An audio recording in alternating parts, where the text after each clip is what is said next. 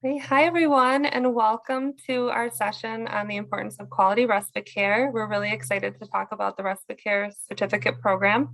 My name is Kim Whitmore. I am an assistant professor in the College of Nursing at Marquette University, and I'm really excited to be here with Tyler Engel, who's going to be doing most of the talking today. And I'll let him briefly introduce himself in a minute. I'm just going to go through a couple of housekeeping items before we get going.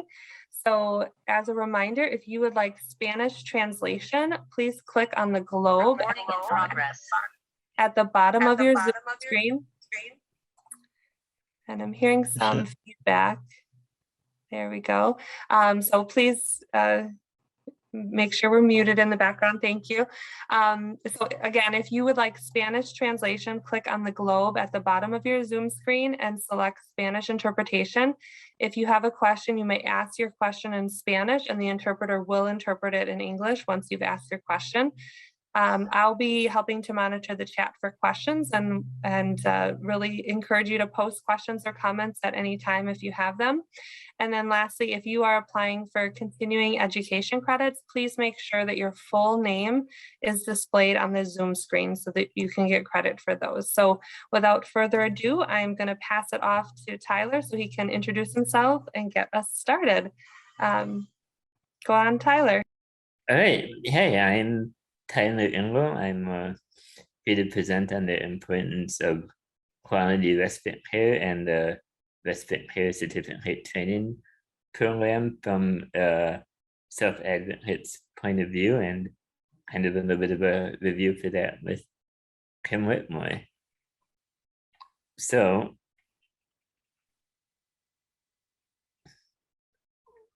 one second. There, oh, of course it jumped twice. There. So, I mean, first of all, respite care is planned or emergency care provided to a child or adult with special need in order to provide temporary relief for the family. Caregiver, which I think a lot of us know about, at least informally, and have used it as, from a camp, from day programs, from other therapies, or having a caregiver come into your home, which is, all fit, and I know is very important to all of us, and very much in need and an important issue right now too.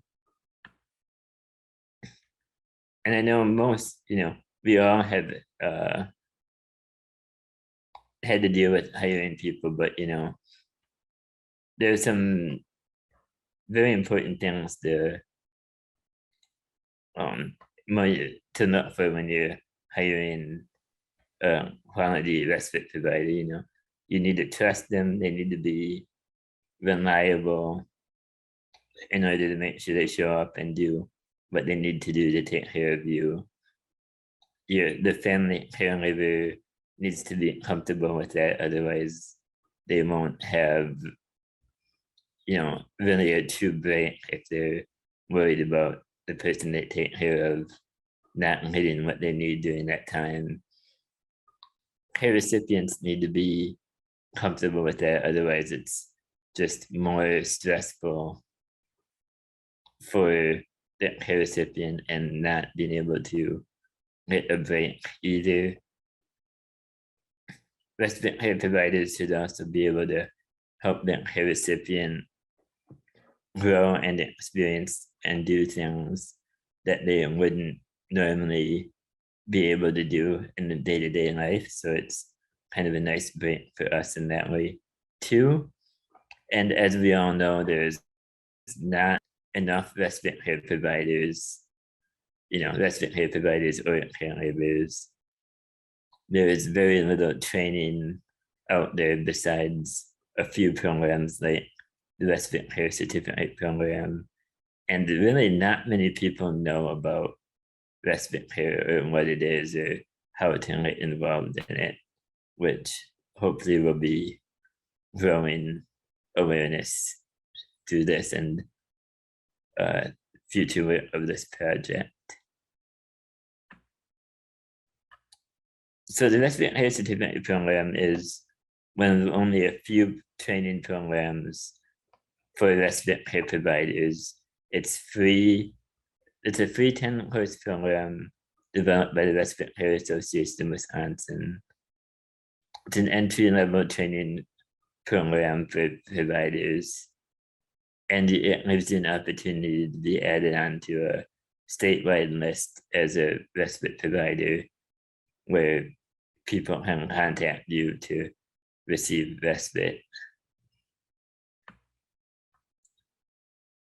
So I'll be going over each of these in more detail, but the respite care courses are: what is respite, disability basics, client care, medication, abuse and neglect, caring for challenging moments, wellness, household and free time activities, professional ethics and interpersonal skills, meeting with the caregiver and care recipient, and the next steps and how to join the registry. So in Respite 101, what is respite? You understand the benefits of respite care, you know where it can be provided, and where it's, how it's funded, and what training there is for respite care providers, which when I went through this course, it was very helpful to have just the basics of what it is for new people who are interested in becoming a provider, to see if they would be interested in this and learn more about where you can provide it, what you can do, and obviously funding for it is important, which is, varied so much, and there's so many different ways to fund it and get paid to provide these services, which is great to know about. So the second course I took was the disability basics for respite providers, where you learn, which to most of us may be common sense, but how to interact with people with disability. You learn about the importance of person-first language, and then other common courtesies with people when working with people with disabilities, and just not making dumb comments or inappropriate comments on disability, which happen way too often. And then the main thing of this program is that people with disabilities are just people. And the main point of this course is emphasizing that, and making sure that you know how to interact with people with disabilities in home and in public.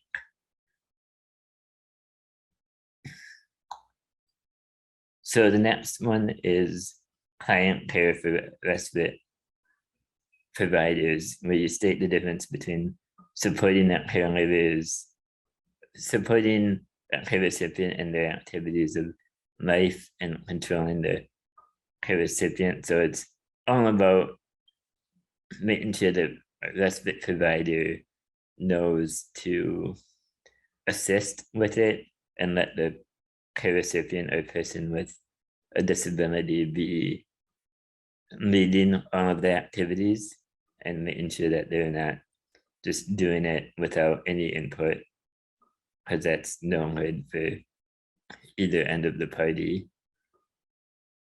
They also provide information on how to promote independence and promote the care recipient on being more independent and having more say in their care activities. And then transferring people safely is a huge issue, because we don't want anyone to be injured.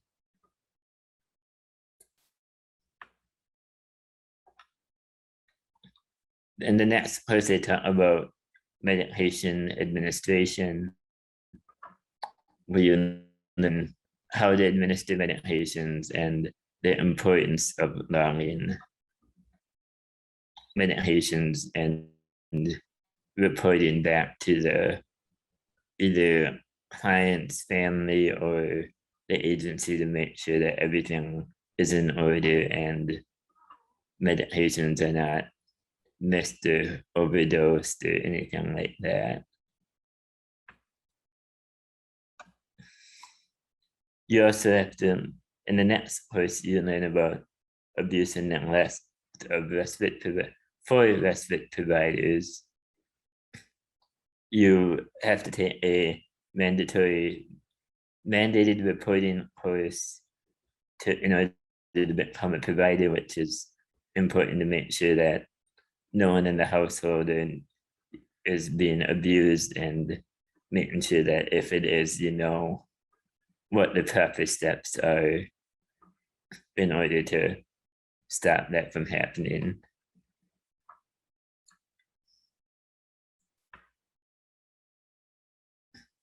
And as we all know, there's many challenges when receiving or providing respite care. You know, you're just in a bad mood or things are just going wrong, as happens in life.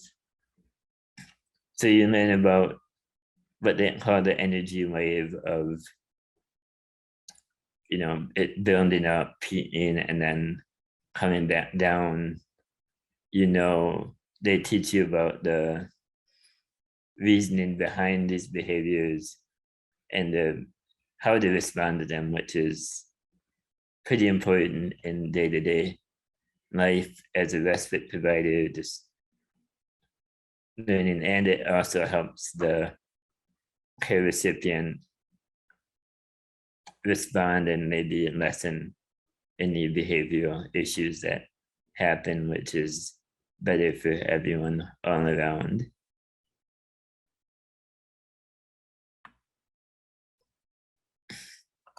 And now the fun stuff we learn about wellness, health, and free times activities for respite care. They teach you about different adaptive activities and how to plan it. They teach you about different adaptive activities that people can do, how to plan them, and how to adapt other activities that are appropriate for the person. So like this, like learning about adaptive sports, Special Olympics, art classes, and then they teach you about resources on how to adapt a paintbrush or ways to hold a pencil so that the person you're helping out can fully participate in these activities.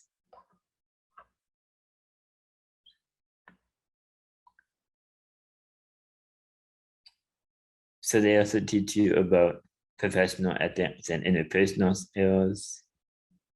So you learn about person-centered care, which is a huge movement in this industry now, that you are there to help this person, and it's not a other service that you provide. You're there to help the person with their individual needs in a way that is most helpful to the family.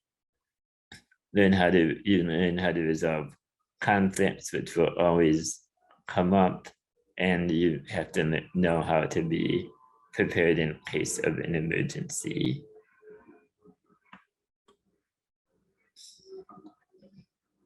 So they teach you about the interview process, how to find recipients, getting hired in a position, and other training that you will have. And this class was great. It gave you information on how to write a resume, interview questions for both the care recipient, caregiver, and the respite provider, which is very helpful to make sure you will get on with the recipient and it will be a good match and other training that you may need.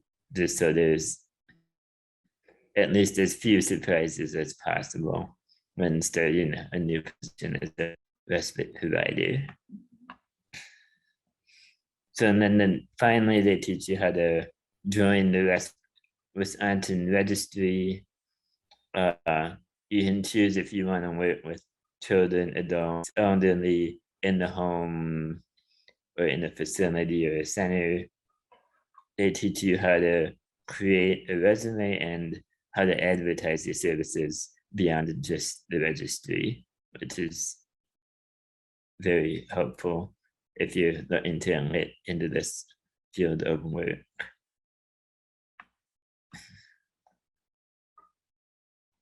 And with this, we are made some revisions and done a review of other trainings and have developed a respite care professional core competencies that we will be changing this program to align with that and translating it into Spanish soon too. Tyler, can I add a little bit more to that? Yeah, sorry, yeah. That's all right. So this is my slide, so I'm going to talk a little bit more about this. So again, I'm Kim Whitmore, and my role in this work is as a researcher and helping to support understanding the needs and access issues of the respite care for family caregivers. And so all of the research that I'm involved in projects is focused on that. And one of the projects that is related to this course is a national project that we're involved in with the Arch National Respite Network, the Respite Care Association of Wisconsin, and NASHB, which is the National Association for State Health Policy. We receive funding from the Administration for Community Living to do a project called the Respite Provider Recruitment and Training Project. And I'll post in the chat a link to some more information about that project. But one of the great things that we're doing with this project is we were able to get funding to help enhance the training that we're talking about, the Respite Care Certificate Program. And part of doing that was engaging a national group of experts to help recommend core competencies for respite care professionals. So those are sort of standards of learning that we want every respite provider who's entry level to have. And so we were able to do a big search of existing core competencies and trainings that were out there and engage this expert work group, develop some proposed competencies. And then we held a open public comment survey and had over 200 people respond with their feedback on these competencies. And then we were able to make additional changes to them. And so we're really excited about these core competencies. So I'll also send a link to those as well. So if you want to see what the specific core competencies are. But then we took these core competencies and we mapped them to this respite care certificate program. And we're sort of making a version 2.0 of this training program. So what Tyler's presenting on is sort of how the training program has been historically. And again, this is a free training program. It's a great training program. We encourage you to share it broadly, to take it yourself, share it with people that you want to have be your respite providers if you're a self-directed consumer, or if you're an organization that helps support respite providers, or you can use this training. It's freely available.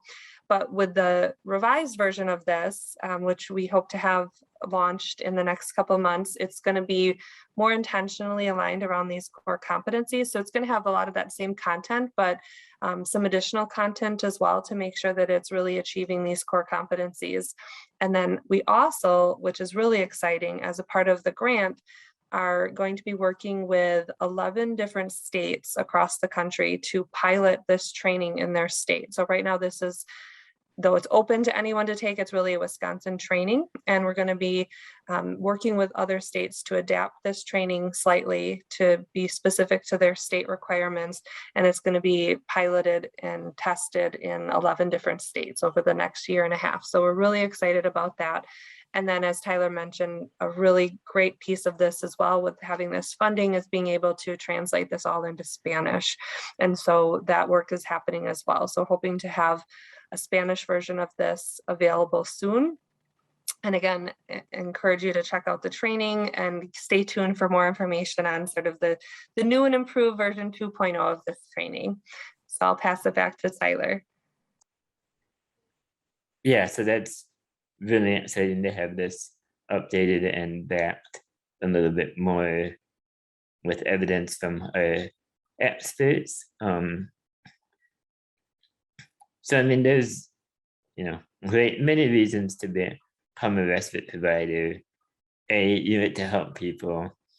You get to plan and participate in fun activities. There's a much needed workforce in this area. I mean, everyone here understands how hard it is to find quality people to help out.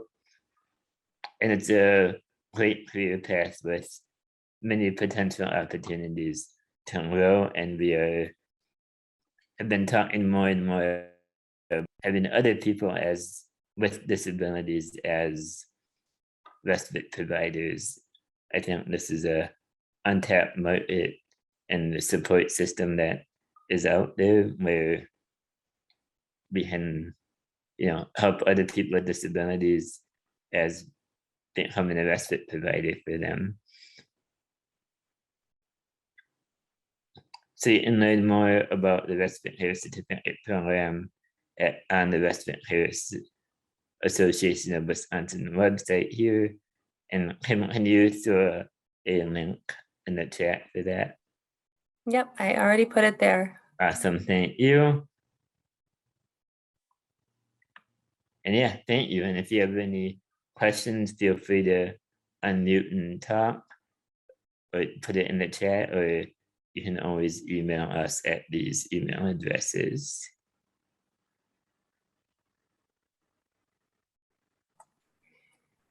Thanks so much, Tyler. Yeah. So Tyler, if you want to stop sharing your screen, then we can see, everyone can see each Yep. other, and we can have a little Q&A. Mhm. So there's a question in the chat from Anne. Are the certified respite workers bonded? So this training program we're actually part of the version 2.0 is we're changing the name to Respite Care Provider Training instead of certification program, because you don't actually get like a certificate per se. You get like a certificate of completion, but it's not like a certification program that's licensed and vetted.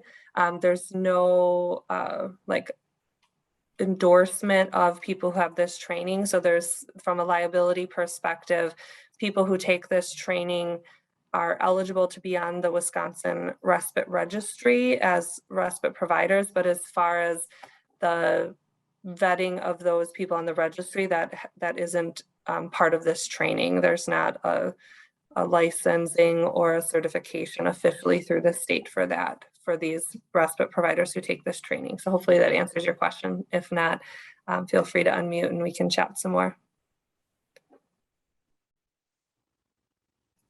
Great. It does. It answers my question. I do have a second question though.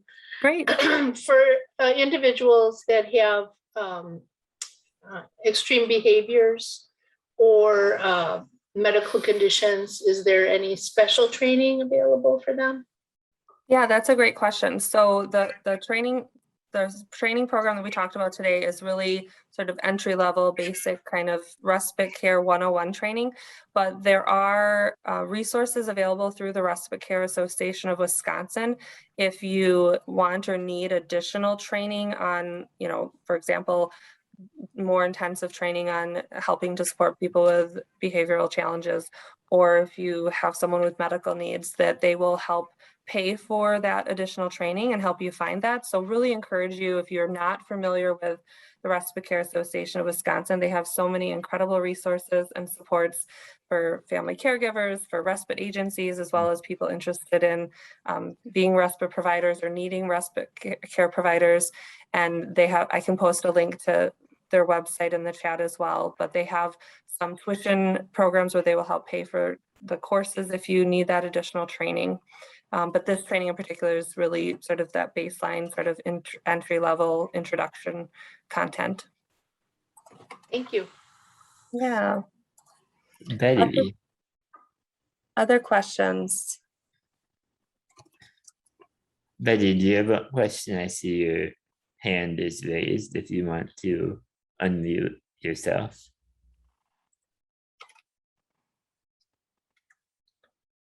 Maybe. Maybe not. Okay.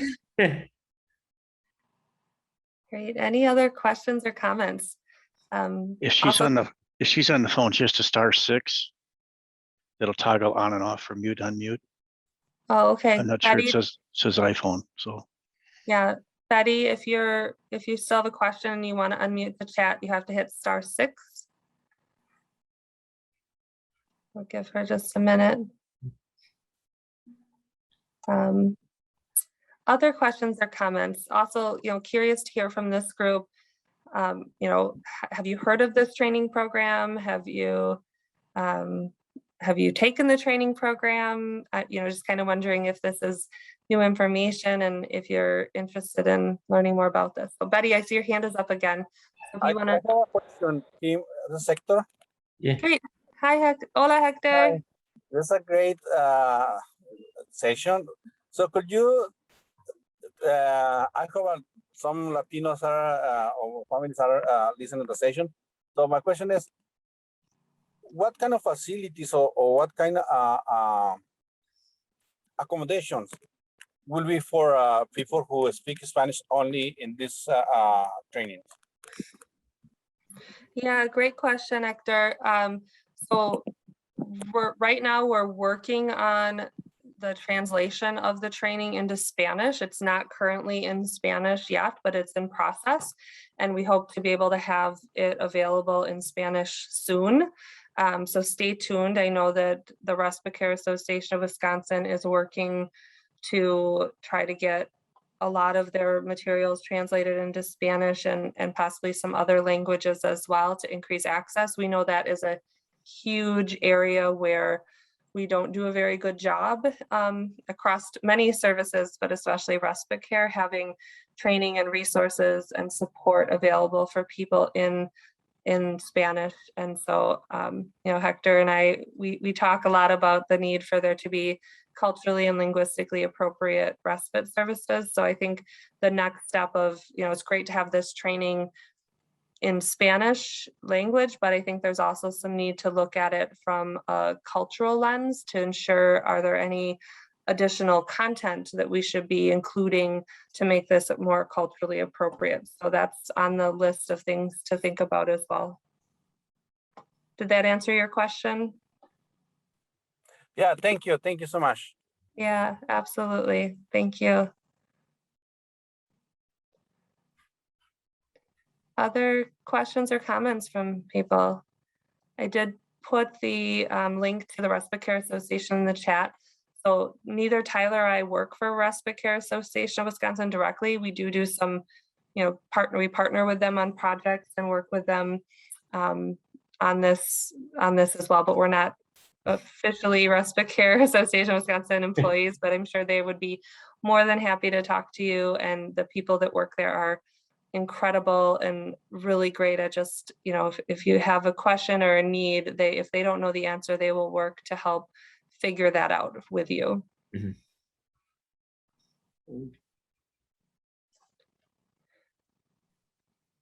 Great.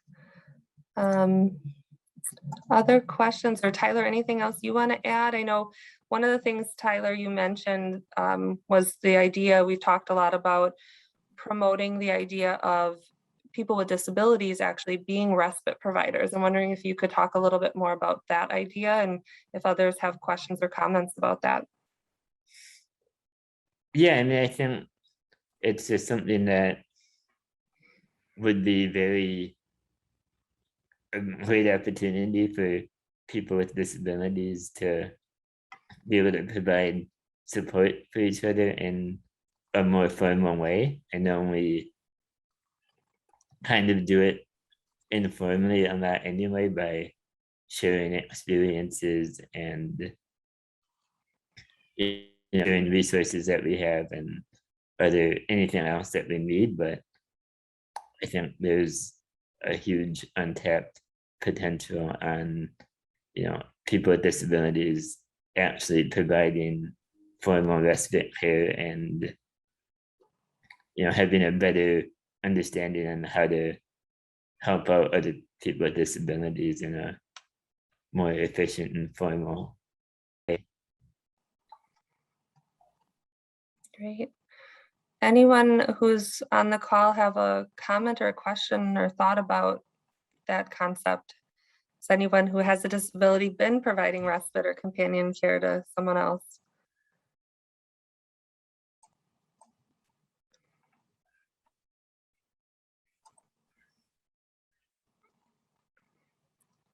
Not seeing any comments, which is fine. You can think about it. And if you have additional thoughts or questions, Tyler and I are always happy to engage at any time. You can email us and we'll post our emails in the chat again. One other thing that is somewhat related that I wanted to just mention is that, and I've talked to Hector Bordillo about this a little bit, that there is, as far as respite, this idea of sort of a peer network, providing support to other families. So if, for example, if you're a parent of a child with a special need, maybe you find another parent who has a child with a similar special need and you sort of trade off. So I think we do this often with childcare services in general, like I'll watch your kid for a day and you watch mine and kind of trade. And we've been thinking a lot more about that sort of peer-to-peer support and how we can form more sophisticated networks of that peer-to-peer support. And one of the projects that Tyler and I are looking into and hope to be able to engage some of the Spanish-speaking families in the Madison community through Hector's organization is the idea of time banking. And so we are going to be doing a webinar on time banking as a way to connect people to kind of share voluntary respite services back and forth and create a network to be able to do that. So I can share information about that if anyone's interested in that concept as well. Great. Any other questions or comments from anyone?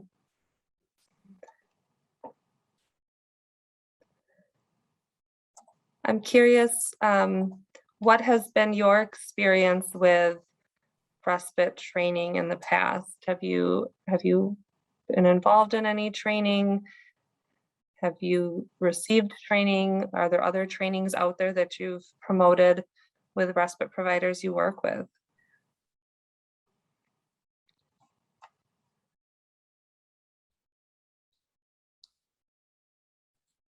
This is the first time I've heard about training being available. And with the shortage of respite caregivers, I think that registry is fantastic. It is. It's showing, especially for people who need to go out of town, the family caregivers need that break. And I actually looked at the registry and there's several that do overnight care. What's not listed on there is the cost, and under IRIS we'll pay what fits in the budget or do a budget amendment for those issues. But I wondered if you have an idea of fair market value for respite care, hourly or daily. That's a great question. I think that's a big concern with respite and caregiving in general, is that we don't pay enough to recruit and retain high quality workers. And something that there's a lot of advocacy efforts around nationally to try to increase the wages for direct service workers and respite care providers. I think it really varies. I think it varies on the type of needs, and if you're just providing companion care or if you are needing, nursing level support to provide that respite. So it can be a big range. But one of the things we're tackling in this larger project is that recruitment and retention piece. And so looking at working with a marketing firm actually to develop recruitment materials to try to ensure that we're capturing people who want to do this work, not just because they're looking for any old job, but people who are really passionate about working with people with disabilities and supporting families and thinking about what are the groups that may be willing to do this, where the rate of pay, though we want to continue to work on increasing that, may not be as big of a barrier for them. You know, the reality is right now you can get a job at, you know, McDonald's for $15 an hour. You can work at the Amazon warehouse for 20. We can't, you know, we can't afford that for many budgets and respite supports. So it's really makes it difficult, I think, to recruit providers and caregivers. But there are people, and I think there's a whole network of people that we haven't really tapped into. So perhaps, you know, people who were caregivers caring for older adults or loved ones who passed away, who may still have that passion to be a caregiver and support others, but don't know about the opportunities to volunteer or be paid to be a respite provider. And so what Respite Care Association of Wisconsin is really trying to do is promote this idea of respite care workers as a great career, not just a casual job you have here and there. I mean, of course, we often get a lot of our caregivers and respite providers from college students who are in helping fields like nursing students and PT students, and that's all great, but then they graduate and go get their big paying jobs and often can't continue to work for the low wages that we provide caregivers. So really thinking about how do we tap into and find a different group that is more interested in committing to this work in the long haul. So I'm excited for the learning and the things that we're going to do over the next year and a half in this project to really try to understand how do we find those people, how do we market to them, and how do we keep them working in this field, because we so desperately need it. I also think that with this training becoming more evidence informed and in framing it as a true career path, that hopefully we can find evidence to help boost wages and provide at least benefits for respite providers. Yeah, and that was really one of the incentives of calling those core competencies. We developed respite care professional core competencies because we want to sort of elevate to the world, to others, how important this work is, that this isn't glorified babysitting. This is a really important work that has, you know, positive outcomes on individuals and families and our communities, and we need to help people understand that. So my role as the researcher is to help evaluate this and generate some of the data and disseminate that information to policymakers and stakeholders so that they can see the evidence behind some of this. We don't do a very good job of that in respite care work. We often, I think, all know in our heart that it's so important and that it does good things, but we don't have a lot to document that to others who are going to make decisions and help set funding rates, for example. So really excited to be able to help be a part of these projects as a nerdy researcher. So great. So I just see a comment in the chat about in the Green Bay area, limited services for people who speak Spanish. So thank you for that. Yeah, I think it's a growing need across our state, and we need to do a much better job of that. I know even one of the things that Tyler and I did with working with Hector's family is just trying to identify like what are the respite services that have bilingual staff, and what information do they collect, because we do have also a segment of that population that has some legitimate fear of, you know, what they have to fill out, how they're being documented, because with this our crazy political environment right now. So we even looked at like what's the enrollment paperwork look like for different programs? Do you have to be a documented individual in order to apply for your kids to have respite, for example? So we have some of that gathered as well locally here. So there's so many potential barriers for families who are from the Latinx community, and we hope to be able to help support overcoming those as well. Other questions or comments from people?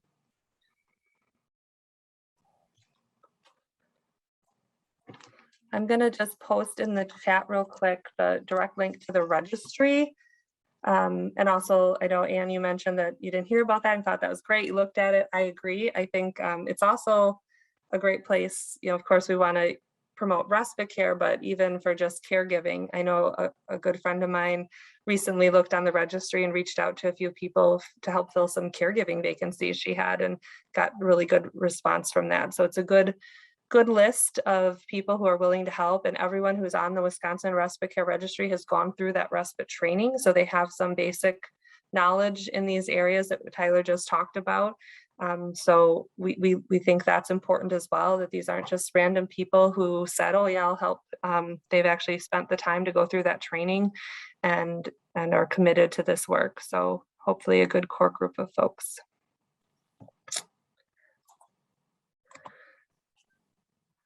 Any other comments or questions from anyone?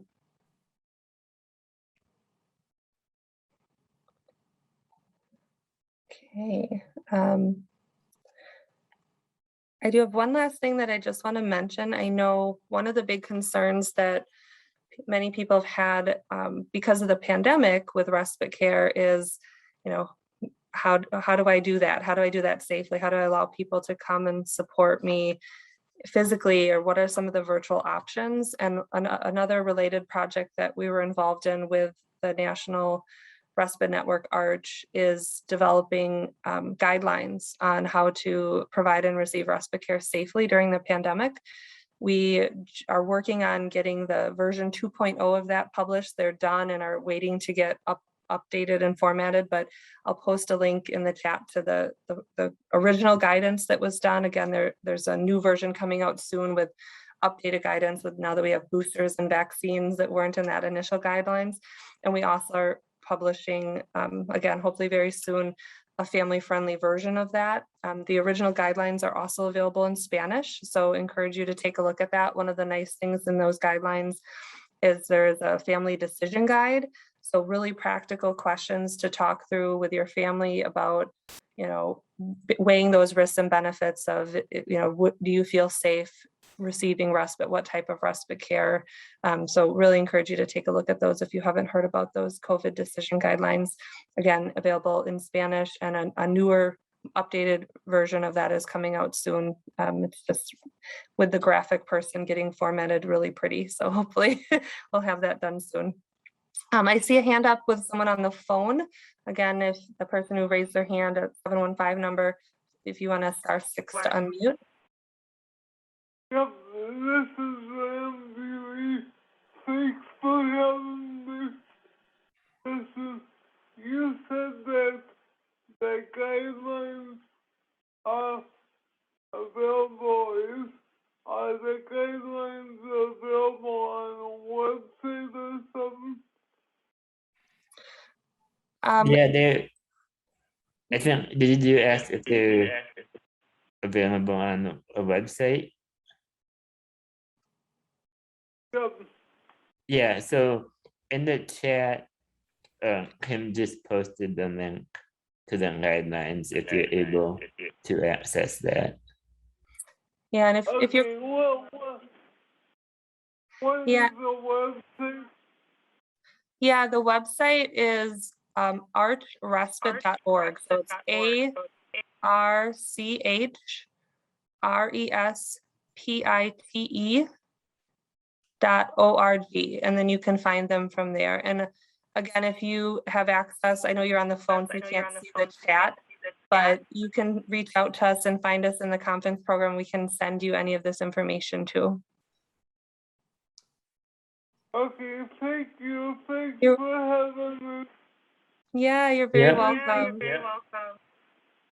Thank you for presenting. Thank you. Thanks for listening. Thank you all for attending.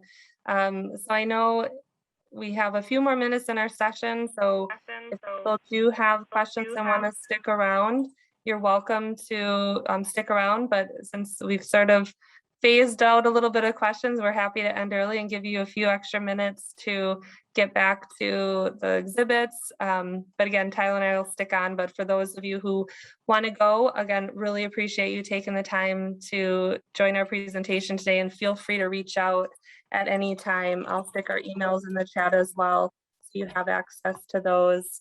But appreciate all of you and everything that you're doing. And I always like to end all my presentations with a reminder to all of us about how important respite is in our own life and finding small moments for self-care during these crazy times. So my wish for all of you is if you can find your own sense of respite over the next few days here. And this conference hopefully is providing some of that for you as well. I know I personally was really inspired by the opening keynote and just reminded why I do this work by being with all these amazing people. So thank you for all you're doing.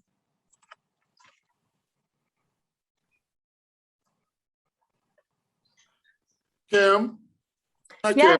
Kim. Hi, Tyler. Hey, My name is Richard Brissett. Hi, Richard. I'm very happy to be part of the Self-Determination Conference after all. Glad you're a part of it too.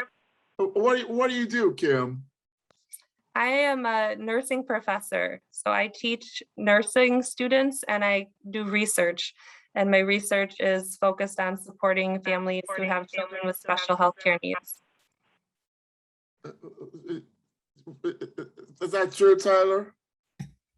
yeah, and I'm a project manager for her, so I Well, my mother did not have my mother did not give me access to autism related activities until her death in 2005. She had a respiratory failure. And now I have a wonderful advocate in Nancy Alar who takes care of my health issues, like going to the doctors for diabetes appointments and sleep apnea studies. That's great. That's Yeah. great. I'm glad you have that advocate, Richard. That's so important.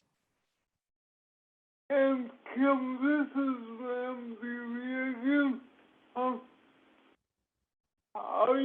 Are you comfortable sharing your email for those of us that are on the phone? Yeah, absolutely. For those on the phone that want my email, it's Kimberly, KIMBERLY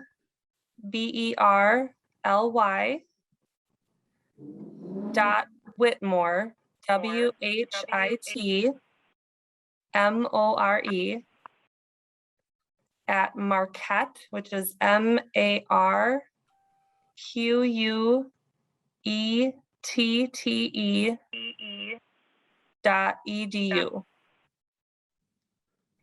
Kimberly Whitmore.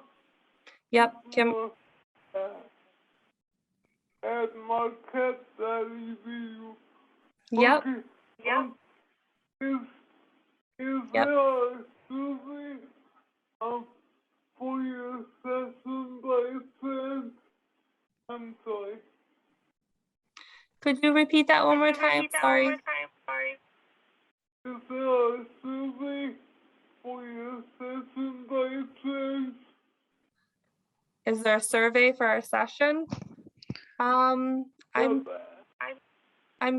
think they send out a survey for all the sessions, but I'm honestly not sure what that survey is.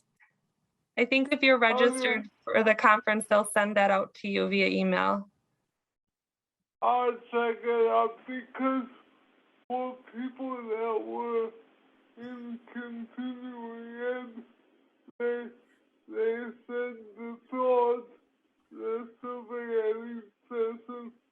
Thank you so much. Yeah, you're so welcome. Bye-bye. Bye. I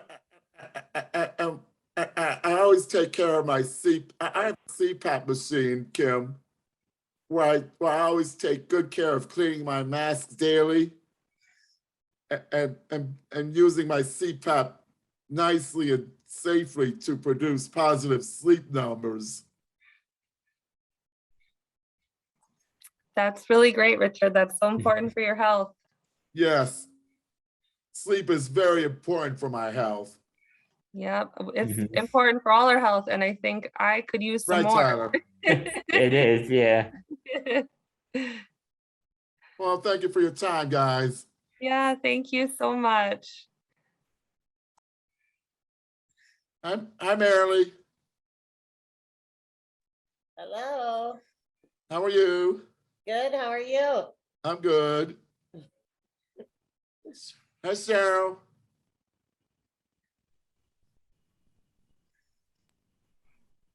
Great. So again, if you need to jump off, feel free, and thank you for coming, but we're happy to stick around if there's others that have questions or want to talk more with us over the next couple of minutes.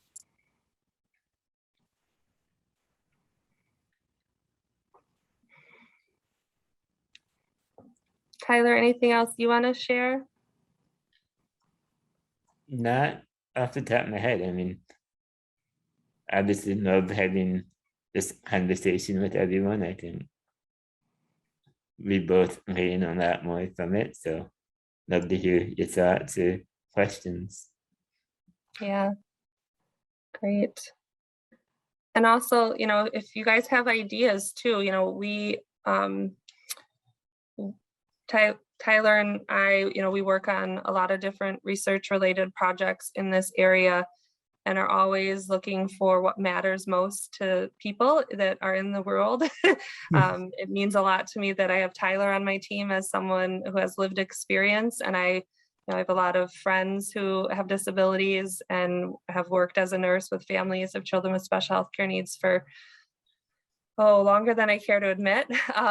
And so, you know, we try to stay really connected to what are those needs. And so if you have a big issue or question or concern, you can always reach out and we can look into how we can help support that and use our research to help understand things better and create better advocacy in these spaces. So really glad to have the opportunity to be at this conference with all of you. It's truly a privilege to be here.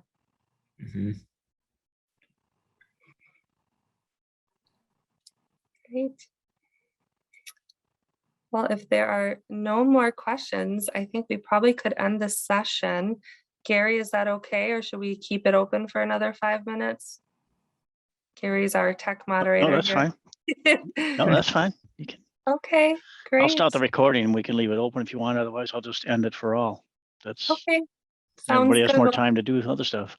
Yeah, thanks so much. Enjoy. Take these 5 minutes to have some of your own respite.